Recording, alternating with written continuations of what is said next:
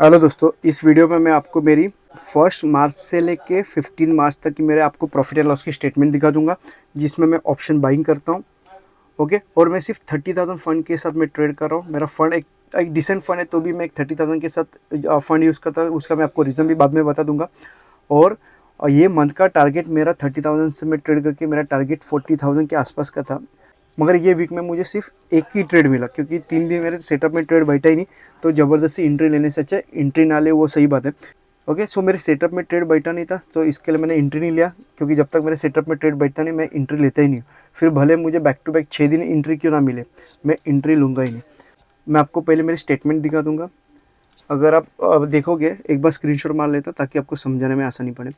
अगर आप यहाँ पे देखोगे, 1 मार्च से लेके 15 मार्च तक की मेरी स्टेटमेंट है।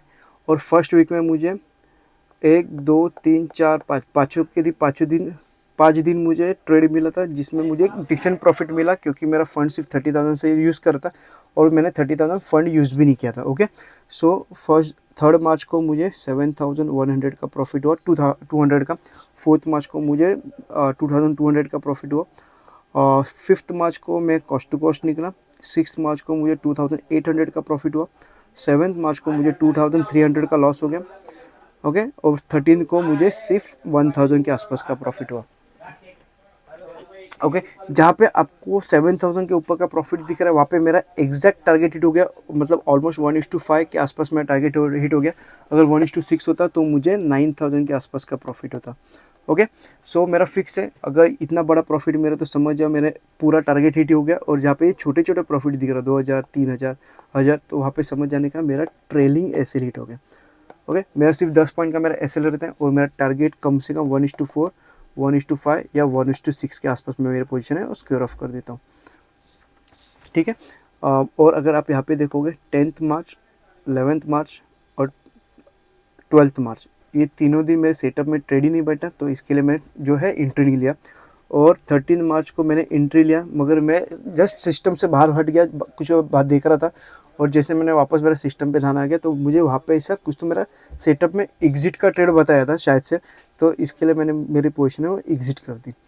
ओके, नहीं तो मेरा यहाँ पे टारगेट 1:4 कंप्लीट हो रहा था, मगर मेरा सिस्टम पे ध्यान नहीं था।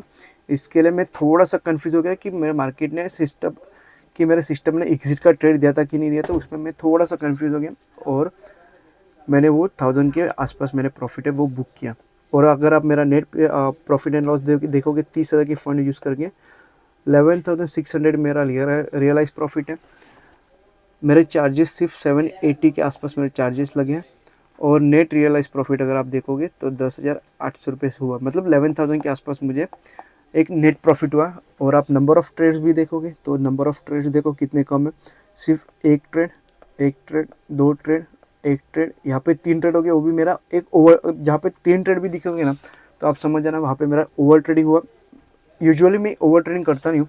नहीं, 11,000 तक का मेरा नेट प्रॉफिट जनरेट किया, मतलब ऑलमोस्ट 30 से लेके 33% तक का मुझे मैंने प्रॉफिट है वो जनरेट किया। ओके, सो इसके लिए मेरा रिस्क रिवॉर्ड अगर अच्छा रहेगा, जहाँ पे मुझे अगर ज़्यादा एसएल भी जाएगा तो भी मुझे ज़्यादा तकलीफ नहीं होगा, क्योंकि मेरा रिस्क रिवॉर्ड कुछ ज़्यादा बड़ा रहेगा। ओके, और अगर आप देखोगे तो टोटल 6 दिन मैंने ट्रेड किया, तो 6 दिन में मुझे सिर्फ 2 दिन लॉस हो गया। और वहाँ पे भी